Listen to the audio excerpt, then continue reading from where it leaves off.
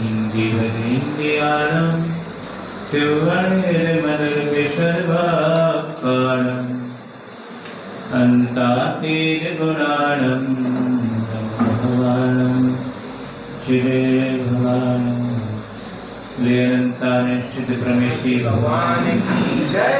देवादिनाथ भगवान की जय। वर्तमान शासनाय भगवान महावीर स्वामी की जय।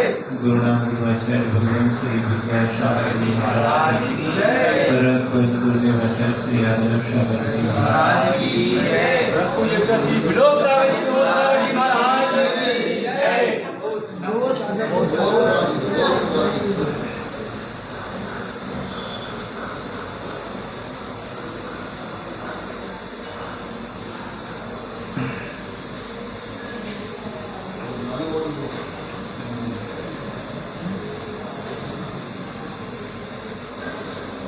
राग याग दहे शला ताते क्षमामृत श्रेय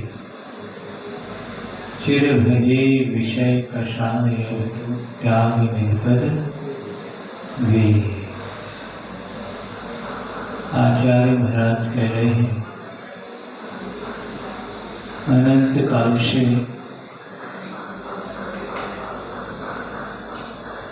राग द्वेष की कथाएं करता हुआ आ रहा है। राग द्वेष के अलावा और कोई कार्य इसने नहीं किया। चिर भजे विषय कसाय,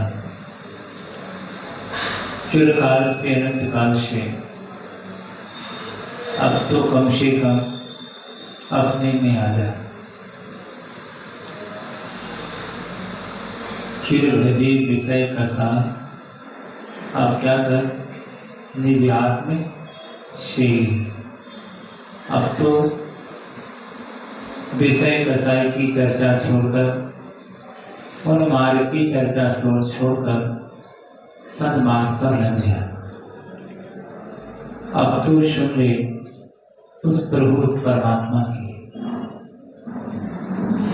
जिसकी नहीं सुनने से, परमात्मा के नहीं सुनने से परमात्मा ना हुआ।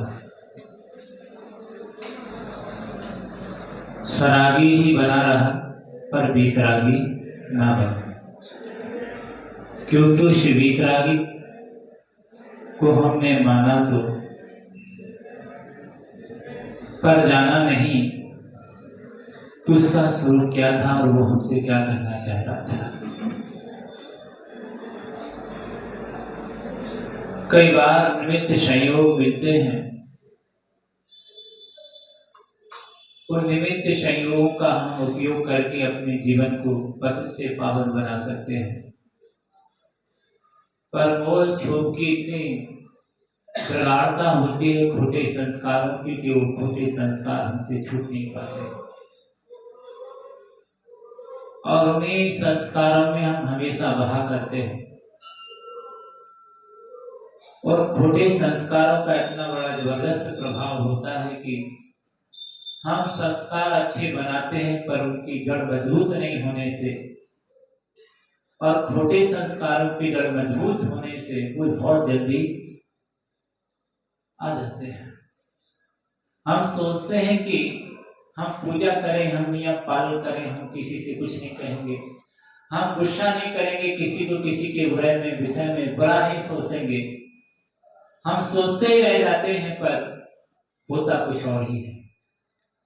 क्योंकि असर जिसका होता है, जिसके की मजबूती होती, जिसकी जड़ मजबूत है, उसका ही असर हमें दिखाई देता है जीवन में। अच्छाइयों का असर नहीं दिखाई देता है क्योंकि खोटे संस्कारों का असर बहुत ज्यादा है। यह हमारी आवाज दब जाती है उस आवाज के सामने क्योंकि उसकी आवाज बहुत ज्यादा है। हम सोचते हुए भी, बोलते हुए भी नहीं बोल पाते हैं और विषय भोग की इतनी आवाजें निकलती हैं कि उनकी आवाज में आत्म कल्याण की आवाज दब जाती है। और मैं कितने बार ऐसा सोचा कि मैं ऐसा कार्य करूं लेकिन नहीं कर पाया क्योंकि इसके संस्कार मजबूत नहीं थे। क्योंकि जिसके संस्कार मजबूत होते हैं, जिसकी संख्या ज्यादा होती है, वो जीत जाता है। तो संख्या ज्यादा तो बुरे विचारों की है, बुराइयों की है, अच्छाइयों की संख्या ज्यादा नहीं है। वो पलड़ा भारी पड़ता है। हम कोशिश करते हैं लेकिन कोशिश कामयाब नहीं हो पाते। पर ऐसा नहीं कि कोशिश हमेशा ही असफल होगी। करते रहेंगे तो एक ना एक दिन कामयाब हो ही जाएंगे। आज नहीं सुनोगे, कल सुनोगे, कल नहीं तो परसों सुनोगे। आवाज तो हमेशा लगाते ही रहना चाहिए। हो सकता है कभी बुलंदी आ जाए, कर्म कमजोर पड़ जाए, क्योंकि कर्म हमेशा एक सा नहीं है, हमेशा एक से प्रवाह में उदय नहीं रहता है। उसमें हीनादिकता होती रहती। हो सकता है उसका मंद उदय हो और हमारा पुरुषार्थ हो जाए, काम हो सकता है। इसलिए कहा गया कि अहर्निश प्रयास करना चाहिए। हो सकता है क्योंकि जितने जीवों ने पुरुषार्थ किया है वो कर्म के मंद उदय में, तीव्र उदय में किसी का कोई पुरुषार्थ नहीं चलता है। जब मंद उदय कर्म का हो उस समय यदि हम पुरुषार्थ कर लेते हैं तो सफल हो जाते हैं। कर्म के मंद उदय में जीव का की जीत हो जाती है और कर्म के तीव्र उदय में जीव की हार हो जाती है। कर्म जीत जाता है क्योंकि सत्ता उसकी भारी पड़ गई। तो यहाँ पर उन खोटे संस्कारों को दबाने के लिए हमें अच्छे संस्कारों को भी बनाना चाहिए। अच्छे संस्कारों की नींव बहुत मजबूत बनानी चाहिए ताकि वो आए तो वो नींव टूट ना पाए, कमजोर ना साबित हो उसके सामने।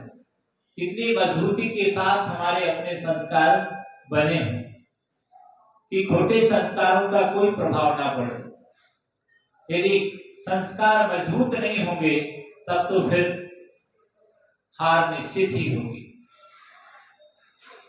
फिर हम संयम का पालन करने में असमर्थ रहेंगे, सब बोलने में असमर्थ रहेंगे, रात्रि भोजन का त्याग करने में असमर्थ रहेंगे, पानी छना हुआ पीने में असमर्थ रहेंगे, क्योंकि भाई आप तो वहां गए थे तो हमें ऐसा पानी मिल गया तो हमने पी लिया। क्योंकि संस्कार जब मजबूत नहीं होते हैं तो खोटे संस्कारों का प्रभाव हमारे अंदर गति से प्रवेश कर जाता है। तो आचार्य महाराज कह रहे हैं कि इस आत्मरस पेये, अंदर की आवाज को सुनिए, वो आपसे क्या कह रही है, उस पर ध्यान दीजिए।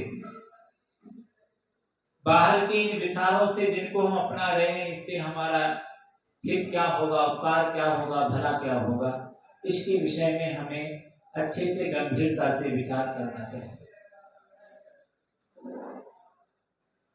लाभ क्या है, हानि क्या है? लाभ हानि का नाम विवेक है, बुद्धि है, समझदारी है, शिक्षा है। तो यहां पर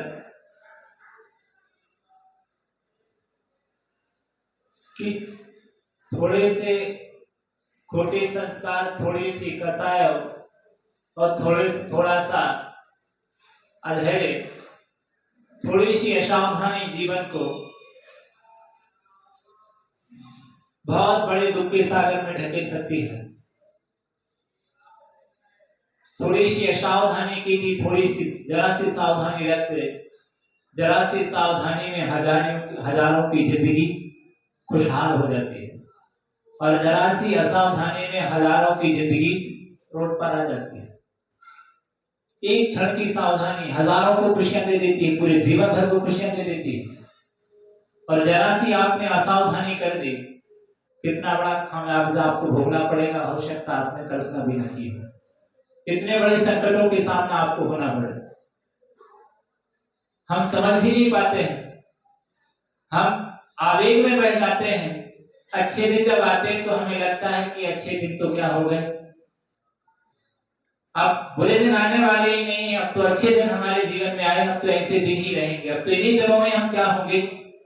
यदि अच्छे दिनों में सावधानी बरती जाए तो बुरे दिन नहीं आएंगे, क्योंकि हम गाफिल हो जाते हैं अच्छे दिनों में। हम होश खो देते हैं कि बुरे दिन भी हमारे जीवन में आएंगे, और बुरे दिन जब आएंगे जब वर्तमान में जो खुशी के दिन हम यदि संभल कर नहीं सके तो आने वाला दिन आज का दिन यदि अच्छा नहीं निकला तो कल का दिन क्या होगा? कल का दिन क्या होगा? अच्छा आएगा क्या? यदि आज का दिन हमने अच्छा नहीं निकाला, आज शत्रु पैदा कर दिए, तो कल तो निश्चित ही पीड़ा मिलने वाली है तुम्हारे लिए।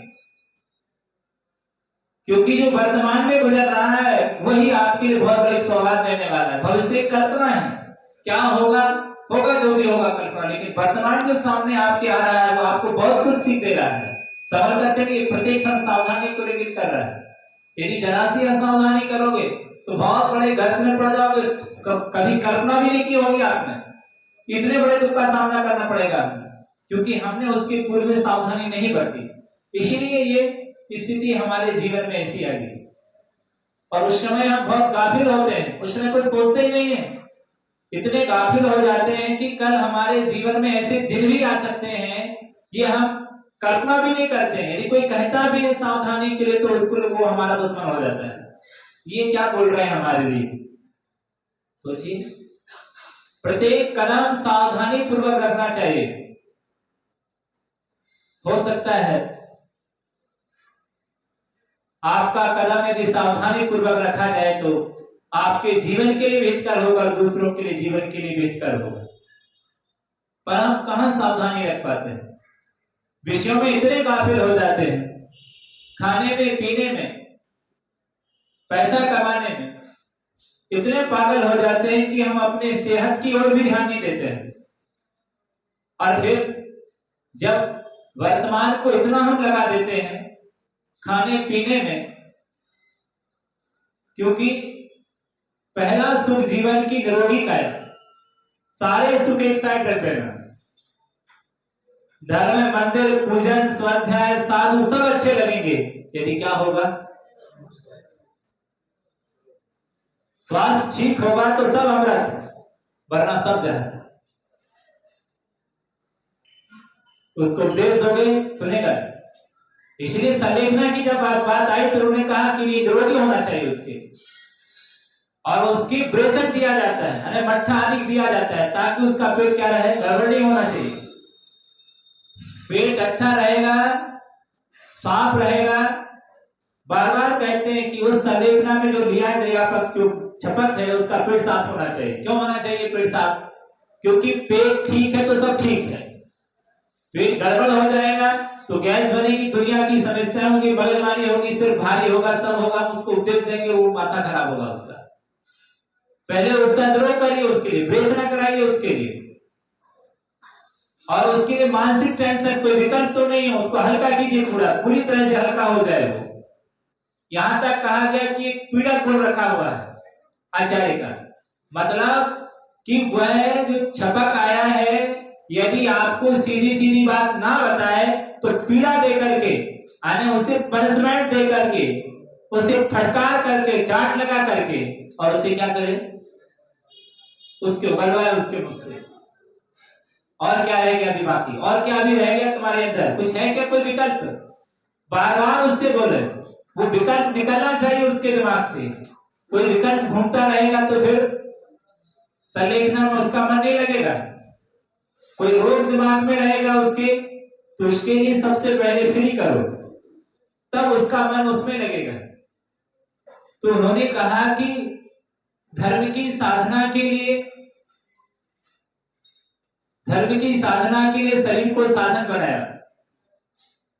धर्म खलु शरीरम साध्यम, यह शरीर तुम्हारी धर्म की साधना के लिए क्या है? एक साधन है।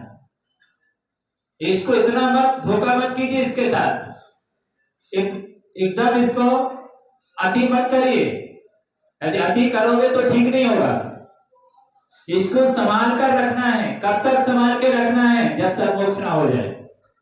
इसलिए पुराणों में मुनियों के लिए आयुर्वेद का उपदेश दिया है कि दवा लेना है आपके लिए। यदि आप दवा नहीं लेंगे, अस्वस्थ हो जाएगा, आप अपने व्रतों का पालन कैसे करेंगे? व्रतों के पालन करने के लिए शरीर को स्वस्थ होना आवश्यक है। तुम सामयिक पर बैठोगे, वो बैठने नहीं देगा आपके लिए। सामयिक पर तुम जाप करने का शरीर का जो करने नहीं देगा आपके लिए। सामयिक में समय बाधा डालेगा, तो उसको स्वस्थ करिए। उसके लिए पहला स्वस्थ होना चाहिए शरीर, तभी आप संयम का पालन कर सकते हैं। यदि कमजोर पड़ गया तो वह वेट लेने में, पुरुषार्थ करने में कमजोर साबित होगा, उस कार्य की सिद्धि नहीं होगी। यदि आप अति करेंगे तो अति करने से मामला गड़बड़ाएगा। तो वो कह रहे हैं कि आगे भी तुम उस वस्तुओं का सेवन कर सको, इसलिए आपको ध्यान में रखकर उसका त्याग करना चाहिए। देखते हुए कि शरीर किस स्थिति में जा रहा है, कैसा जा रहा है, उसको देखते देखते आपको एकदम त्याग कर दोगे तो ठीक नहीं होगा। तो इस तरह हमारे लिए धर्म साधना के लिए शरीर की आवश्यकता पड़ती है। जो साधनों की आवश्यकता पड़ी उसके लिए उन्होंने कहा कि उनको सबसे पहले ध्यान में रखो कि आपकी धर्म की साधना में सहायक है तो उसकी रक्षा करो। द्रव क्षेत्र काल भाव की आवश्यकता पड़ गई उनके लिए तो क्या करो, जहां रह रहे हो उस परिवेश में उनकी रक्षा करो, क्योंकि यदि वो रक्षित हो जाएंगे तुम्हारा धर्म भी रक्षित हो जाएगा। मुनि धर्म कहां पड़ेगा, जहां मुनि धर्म का पालन करने वाले श्रावक होंगे तो उनकी रक्षा करो, श्रावकों की, तो वो धर्म तुम्हारा बच जाएगा। मंदिर की रक्षा करना है तो किसको पैदा करो, जो धर्म की आयतनों की आस्था श्रद्धा रखते हैं उनको जिंदा करो। वो क्या करेंगे, मंदिर की रक्षा करेंगे, आयतनों की अपने आप रक्षा हो जाएगी। यदि वो ही नहीं होंगे तो आयतनों की रक्षा कैसे होगी। तो जहां उन्हें जिसकी आवश्यकता पड़ गई उसकी उन्होंने वहां पर उस समय उसका उपदेश दिया कि वो हमारे लिए आवश्यक है। संयम के पालन करने के लिए, धर्म ध्यान करने के लिए हमारे स्वास्थ्य की आवश्यकता पड़ी उनके लिए, तो दवाइयों का, आयुर्वेद का उन्होंने उपदेश दिया कि इस चीज से आप अपने शरीर को स्वस्थ रखिए और स्वस्थ रख करके क्या करें, भगवान का भजन करें, भगवान की आराधना करें। इस प्रकार का जगह जगह उन्होंने हमारे लिए उपदेश दिया है। पर हम विषयों में इतने डूब जाते हैं कि हम इस शरीर के विषय में सोच ही नहीं पाते हैं। धन ही सब कुछ हो जाता है और जब धन सब कुछ हो जाता है फिर हम शरीर को उसमें लगा देते हैं। बाद में जब पता चलता है धन से भी कोई मूल्यवान वस्तु था, वो था हमारा स्वास्थ्य। जब चिड़िया चुग गई खेत, जब तक क्या हो चुका होता है, हमारे हाथ से निकल चुका होता है, तब तक बीमारियां हमें जकड़ लेती हैं। उसके पहले हम जागते ही नहीं हैं, उसके पहले तो हम कहते हैं चलने दो। जो पैसा कमाया उस शरीर की रक्षा के लिए, स्वास्थ्य के लिए, वही पैसा अब हम उसी शरीर की रक्षा के लिए डॉक्टरों को क्या करते हैं, देते हैं। पहले पैसे से स्वास्थ्य गंवाया, अब स्वास्थ्य को पाने के लिए पैसा कमाते हैं। अब क्या करो डॉक्टर साहब, अब क्या कर दो, अब जीवन दे दो हमारे लिए। कहां से जीवन मिल जाए। भक्ष अभक्ष वस्तुओं का सेवन करते हैं। इससे बेहतर था कि पहले ही हम इतने सतर्क हो जाते कि ये मौका ही हमारे जीवन में नहीं आता। खाने में कंट्रोल, इसलिए भगवान ने कहा किसी भी चीज को खाना मना नहीं किया उन्होंने। भोजन करने से पहले उसका लाभ और हानि पहले देखिए। हो सकता है हमारा जीवन निकल गया होगा, किसी को यह नहीं मालूम होगा कि हमें क्या पछता और क्या नहीं पछता। इतना समय हो गया आपको भोजन करते हुए, 50 साल हो गए, किसी को 25 साल हो गए, पर ये नहीं मालूम हमारी प्रकृति क्या है। हमें दूध पछता कि घी पछता कि जूस पछता कि क्या पछता, हमें नहीं मालूम। पराठा की, पूरी की, क्या क्या नहीं पता नहीं, अचर गचर खा लिया, पता नहीं क्या नुकसान कर गया हमारे। एक एक चीज को देखिए कि आपके लिए कौन सी वस्तु पच रही है, और जो आज पच रही है वो जरूरी नहीं कि कल तक भी पचेगी। परिवर्तन होगा, और परिवर्तन होगा तो हो सकता है कि आज वो पच रही थी, कल वो वस्तु नहीं पचेगी। जब नहीं पच रही है तो उसको छोड़ दीजिए। फिर भी हमारी आदत है कि हम तो क्या करते रहेंगे, खाते रहेंगे। बोले बाप तो शुरू से ही खाता है। अरे शुरू की एनर्जी अलग है और वर्तमान की एनर्जी अलग है। उसी भोजन को औषधि बनाइए। दवा बनाई उस भोजन के लिए, क्योंकि अंदर कोई कटर नहीं लगे, कोई व्यवस्था नहीं है। जो पच जाए सो अमृत है और जो ना पचे सो जहर है। तो धर्म की रक्षा करने के लिए धर्मात्मा के लिए उन्होंने उपदेश दिया है कि धीरे धीरे आपको अपने आप को देखते जाइए, हमें क्या पच रहा है क्या नहीं पच रहा है। जो नहीं पच रहा हो उसका वहीं पर ही छोड़ के देखिए, चीजों को बदल कर देखिए, उसी भोजन में परिवर्तन करके देखिए। हो सकता है कहीं ना कहीं से कोई ऐसी चीज जा रही हो जो हमारे लिए नुकसानदायक हो रही हो, जो नुकसानदायक हो रही हो, गैस बन रही हो, बहुत सारी प्रॉब्लमें हो रही हो। धीरे धीरे हम ध्यान नहीं देते हैं और फिर उसी के आदी हो जाते हैं। जब गले में ही फंस जाती है, फिर बाद में जब ध्यान देती तब क्या हुआ, तब तक वो रोग हमारे सिर पर पूर्ण तरह से अपना आधिपत्य जमा लेता है। अब वो निकलने का नाम नहीं लेता। जैसे सांप पानी में घुस गया, अब वो पूरी तरह से उसने अपना घर बना लिया, अब निकालो डंडा ठोकते रहो, वो नहीं निकलेगा बाहर। वो तो कह रहा तुम इसी में घुस गए थे, ये हमारा जीवन क्या, फिर वो तो लेके ही जाता है हमारे लिए। पहले से ही यदि हम उसकी व्यवस्था बना के रखते तो आज इस प्रकार की स्थितियों में नहीं आते। तो इस तरह से ये राग कषाय की तीव्रता होने से, वाणीगत असंयम होने से, रसना इंद्रियगत असंयम होने से, क्योंकि हम रसना इंद्रिय पर कंट्रोल नहीं रख पाते। हम विवाह शादी में जाएंगे तो क्या करेंगे, वर्द है, डॉक्टर ने भी कहा होगा कि तुम्हें देखना भी नहीं इस साइड, लेकिन क्या करेगा, शुगर वाला भी होगा तो 2 गोली खा के आया होगा एक्स्ट्रा। क्या करना है हमें, शुगर है तो क्या किया, वो बोलेगा सामने वाला तो शुगर है, अरे हम 2 गोली खा के आए, यही तो आए 2 गोली खा के। और हो सकता है घर में मम्मी पापा पत्नी खाने नहीं देती हो मीठा, तो छुप के आया, किसी को पता ना चल जाए और 2 गोली एक्स्ट्रा खा के आ गया, और बढ़ भी गई शुगर तो बताया नहीं घर पे, दूसरी सारी तरफ कैसे करेंगे, जो ही है तो ये बात आप है, खाने से थोड़ी बच रहे। सोचिए इतनी बड़ी लापरवाही। क्या दवाया किसी रोग का समाधान नहीं है।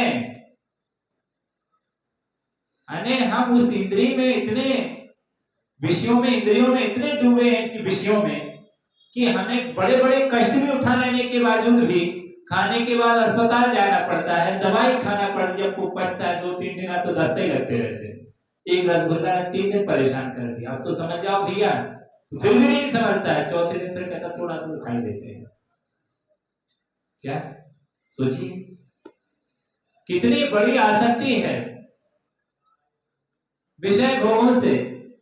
हमने पुण्य नहीं किया, यदि तुमने पुण्य किया होता तो ऐसी जठरा अग्नि मिलती आपको कि सब कुछ पचा जाती, पत्थर भी खाते तो भी क्या कर जाती, वो पचा जाती। आने आपके वीर्यात्रय कर्म का इतना तीव्र उदय है कि वो कह रहा है कि पानी भी जाएगा तो पानी भी नहीं निकलेगा। मतलब भोग भोगने की तीव्र इच्छा है, लेकिन कर्म का ऐसा उदय है कि वो आपके लिए भोग में आपके बाधक बनता है, क्योंकि आपने भी किसी के भोगों में क्या किया होगा, बाधा डाली होगी। आपने भी किसी की भोग में बाधा डाली होगी, इसलिए ऐसे कर्म का आश्रय हुआ है कि आप सिर्फ देख सकते हैं लेकिन खा नहीं सकते। खाएंगे तो क्या होगा, बवंडर खड़ा हो जाएगा, यदि खा लेंगे तो ऊपर नीचे से दिक्कत होने लग जाएगी। ऐसे कर्म का उदय है हमारा। कभी हमने किसी ने भोग में बाधा डाली होगी, इसलिए तो ऐसे कर्म का हमें बंध हुआ है कि हमारी जठराग्नि इतनी मंद है कि वो पचा ही नहीं पाती, उसके लिए एक्सेप्ट ही नहीं कर पाती, शरीर में जाती उसका इन्फेक्शन हो जाता है। तब ऐसी स्थिति में हमारे लिए उस स्वास्थ्य को बनाए रखने के लिए और धर्म ध्यान बनाए रखने के लिए उन्होंने कहा कि स्वास्थ्य गड़बड़ हो जाएगा तो धर्म ध्यान गड़बड़ हो जाएगा। इसलिए उसके लिए रक्षा के लिए हमें जो चीज उसको अनुकूल हो वही चीज उसको देना चाहिए, ना कि वो चीज उसे देना चाहिए। क्योंकि खाने से पहलवान नहीं होता, पचाने से पहलवान होता है। खाना महत्वपूर्ण नहीं है, पचाना महत्वपूर्ण है। पच गया तो अमृत है, नहीं पचा तो जहर हो गया। वो आपके गांठ का और लेके जाएगा, जो था वो और उसने क्या कर दिया, बाहर कर दिया। कई प्रकार की कमजोरियां हमारे अंदर आ जाती हैं। पर कसायों के कारण ये सारे पनिशमेंट हम भोगते रहते हैं तत्काल, फिर भी खाने की गिद्धता, पीने की गिद्धता, आसक्ति, बोलने की आसक्ति, सुनने की आसक्ति, देखने की आसक्ति, ये सारी चीजें ऐसी हैं, इनके फल भोगते हुए भी हम इनका त्याग नहीं कर पाते। उससे पूछो कि त्याग कर रहे हो, तुमसे पछता नहीं है, तो भी कहेगा नहीं, त्याग नहीं करेंगे। छोड़ दो, जब तुमसे पछता ही नहीं है तो भी नहीं पछता तो क्या हुआ, लेकिन त्याग का भाव नहीं आता है। यही तो कसायों की तीव्रता है, इससे ही लड़ता और झगड़ता रहता है। कई प्रकार के बुरे विचार इसके अंदर आते रहते हैं। इसलिए आचार्य भगवान ने कहा कि कम से कम मानसिकता तो अच्छी रखो, विचार तो अच्छे रखो, और अच्छे विचारों के लिए यद्यपि शरीर को स्वस्थ होना आवश्यक है, लेकिन यद्यपि शरीर स्वस्थ ना रहे तो फिर भी हमारी मानसिकता, परिस्थिति ना बदले तो अपनी मनस्थिति को बदलना चाहिए। मन से तो कम से कम स्वस्थ रहे। इसको स्वस्थ रखने के लिए उन्होंने अध्यात्म का उपदेश दिया आपके लिए कि कम से कम अध्यात्म को पढ़िए। अध्यात्म को पढ़ने से आपके अंदर विरक्ति का भाव आएगा, संसार का स्वरूप नजर आएगा। समझाने के बाद भी यदि संसारी प्राणी ना समझे तो भवितव्यता ऐसी ही थी, ऐसा सोचकर छोड़ देना चाहिए। बहुत ज्यादा विकल्प करने की जरूरत नहीं है, पुरुषार्थ कीजिए। यदि पुरुषार्थ करने के बावजूद भी यदि आपको सफलता नहीं मिलती है तो फिर मध्यस्थ हो जाइए और अपना काम करना प्रारंभ कर दीजिए। अपने मन से तो हम स्वस्थ रहें, कम से कम मन स्वस्थ होगा तो हम रोग से भी लड़ पाएंगे, और मन स्वस्थ नहीं होगा तो रोग से लड़ना बहुत मुश्किल है आपके लिए। तो अध्यात्म का उपदेश उन्होंने दिया, समय सार जैसे ग्रंथों का उन्होंने उपदेश दिया कि इतनी सारी मुसीबतें तुम्हारे जीवन में, जरा जरा सी घटनाएं हमारे लिए आंदोलित कर देती हैं। उनको देखिए, उन महापुरुषों के लिए सीता, राम, कितने ऐसे महापुरुष हैं जिनके ऊपर घोर उपसर्ग आए। उपसर्ग आने के बावजूद भी वो हिले नहीं उपसर्गों से, अपनी मनस्थिति को बराबर बनाए रखा उन्होंने, बिगड़ने नहीं दिया। हम तो जरा जरा से निमित्त मिलते हैं और हमारा मन जल्दी से डमाडोल हो जाता है।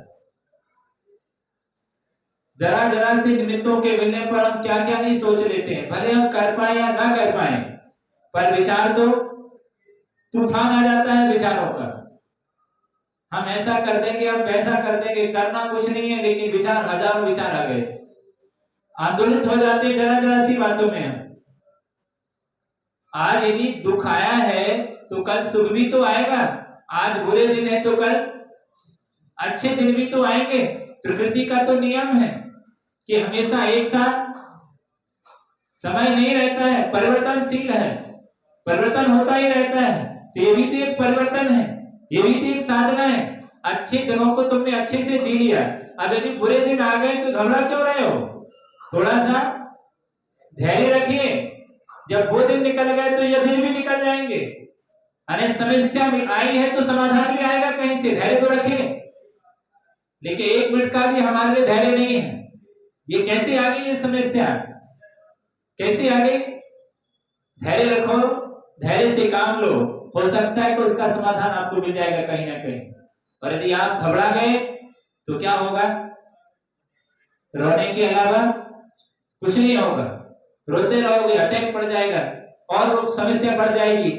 जितना उसके विषय में सोचोगे उतनी समस्या वो आपके लिए बड़ी दिखाई देगी। इसलिए बेटर यह है कि ज्यादा उसके विषय में सोचना नहीं, जो होगा देखा जाएगा। अभी तो समय आने दो, हम जितना सोचेंगे, जितना डीपली उसमें जाएंगे, उतने हजारों प्रकार के विकल्प हमारे अंदर आएंगे। इसलिए बेहतर है कि हम उसके विषय में अच्छा सोचना शुरू करें। अच्छा हम सोचेंगे, अच्छे विचार रखेंगे, क्योंकि हमारी जो भावना है वो बहुत सकारात्मक जो भावना है, वो भावना यदि पूर्ण होगा, भावना योग जिसे हम कहते हैं ना, ये भी एक बहुत बड़ा ट्रीटमेंट है। ये काम कब करेगी? जब पुण्य होगा। हमें कहा गया है कि आप क्या करो? दुआ दो, बदुआ नहीं दुआ दो। जहां दवा काम नहीं करती वहां कौन काम करता है? दुआ काम करती है। दवा फेल हो जाए, लेकिन इसके लिए क्या चाहिए? सामने वाले का भी पुण्य चाहिए कि उसका इतना पुण्य हो कि महाराज का निमित्त मिले, सामने वाला भावना भाई उसका काम क्या है?